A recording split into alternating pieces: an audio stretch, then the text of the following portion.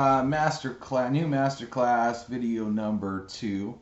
One of the other things that you guys can do, which we showed you before, is also drag in pictures to make a picture more dynamic. And in the end of this masterclass, we'll go over how you guys and gals can use your own pictures for a lot of that kind of stuff. We get a lot of questions on that. So what we're going to do here is we'll just go over to Google real quick. All right, I went to Google and I typed in the word money, and I also typed in labeled for reuse, okay, because we want to make sure that we're not using any copyrighted images there. So let's say I wanted to find let's say I wanted a picture of just $100 bills, for example. I would come down here and hit copy image address, okay. Come over here and I would click on edit components, scroll down to the thing that looks like a camera, edit content, paste.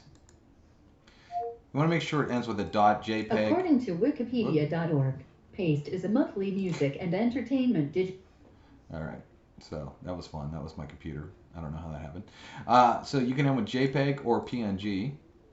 Hit save. Now that picture is way too big. It looks stupid, okay? It's way too big for this page. But here's the cool part.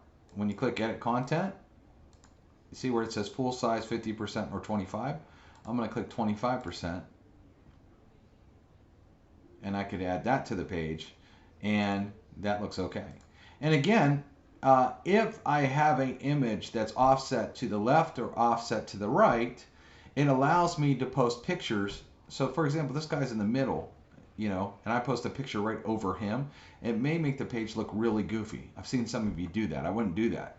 But now this is a more dynamic page because he's offset to the left and I have this picture right here to the right or in the middle of the page, and it's going to look pretty good like that. So that's a way that you could add, you know, pictures. What you can also do is add transparent pictures if you can find them. Let me show you that. All right, so I just typed in man. A PNG means transparent. So if you search for a PNG, by the way, and a lot of times you'll see where it says transparent background, and we can see if it works, because sometimes it'll have all the checkerboards too, which we don't want, but we'll see if this one works. Not that this would be a great picture for this page, but it does work.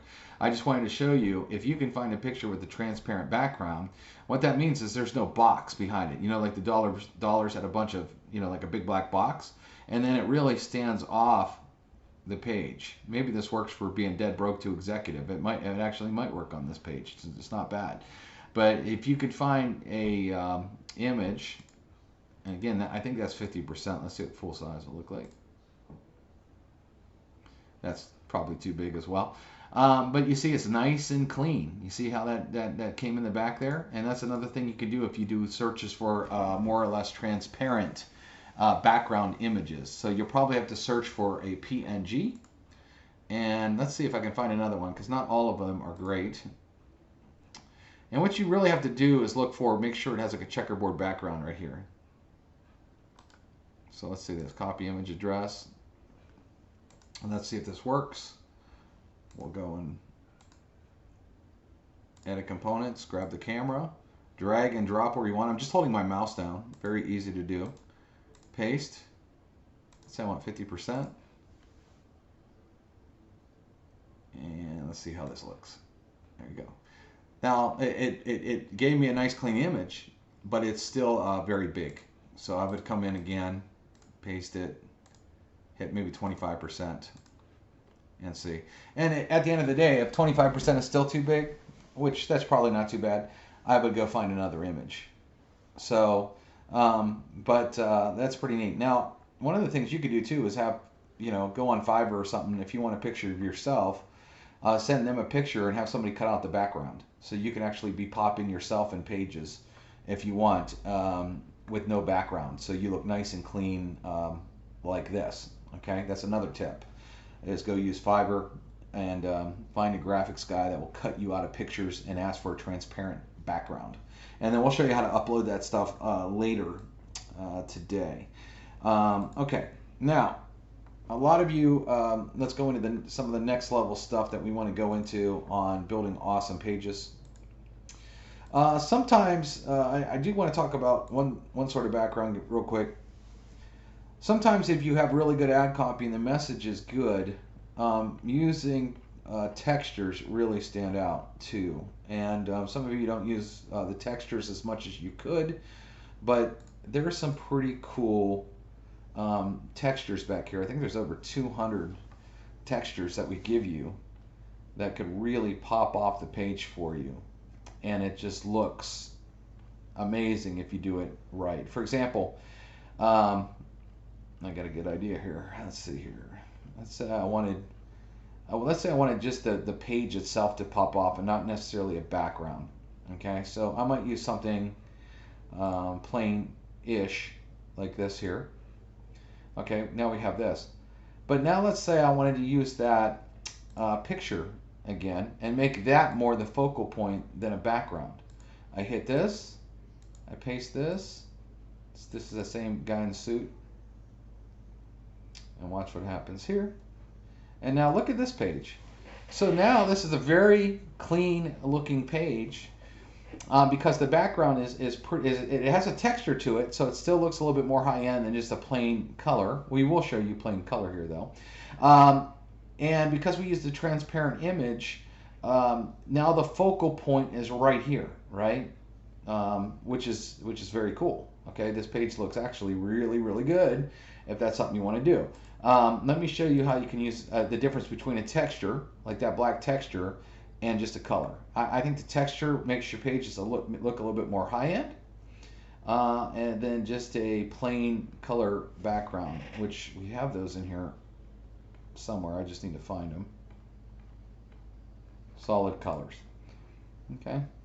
So let's say I want to just find a solid color here. Let's say I want a black. Okay. There's just solid black, for example. I don't think that looks as good. It looks okay, but I don't think it looks as good as the texture. That texture just made it look a little bit more high-end, right? So, I mean, and then again, you could actually have a pretty busy texture too if you want.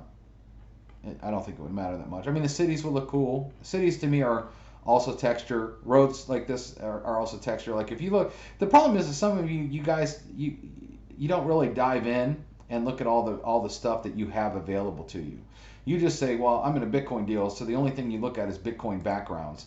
And where you're really missing the boat, where you can make some really cool pages that pop, that aren't necessarily a Bitcoin background or a weight loss background or a money background, you know. I mean, literally, the possibilities here are endless, and it's pretty awesome. So let's say I want even something crazy like this one.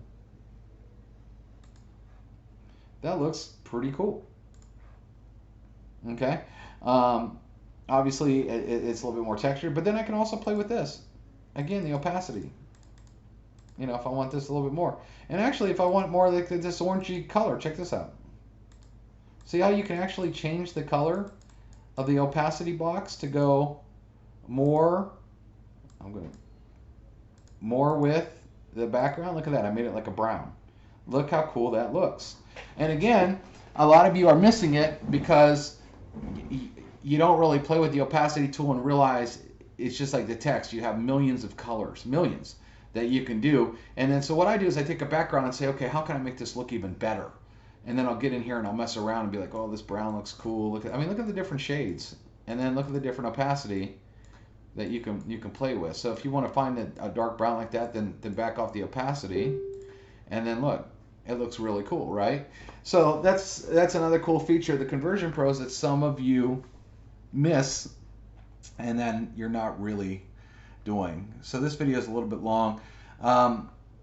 I'm trying to think if I could squeeze anything more into this video without making it too long. Well, it's only 9 minutes.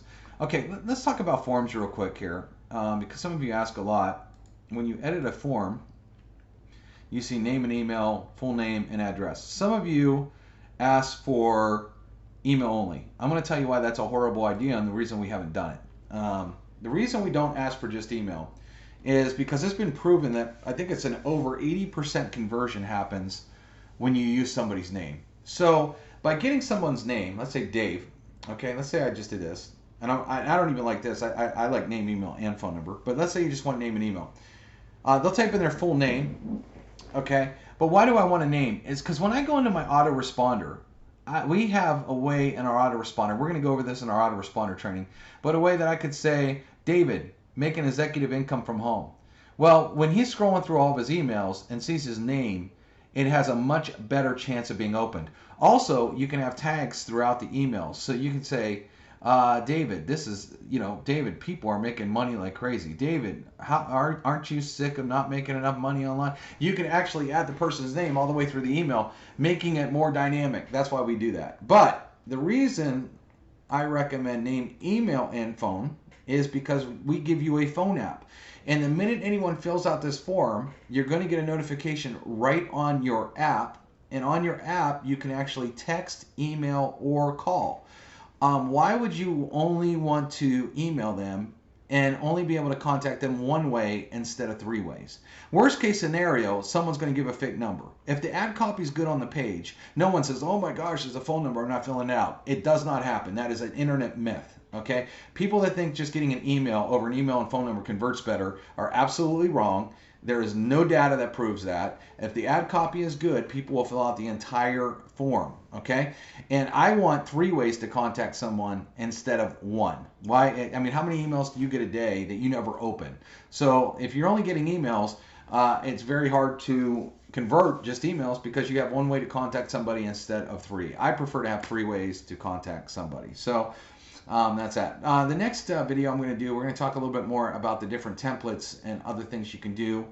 And we're going to just keep going on this masterclass. And then I'm going to show you some examples of some pages that people have done that we're going to fix. My buddy asked me to fix a couple of his pages, and they're great examples to show you, some of the mistakes that were made and how to make it better. All right? So keep watching the next videos.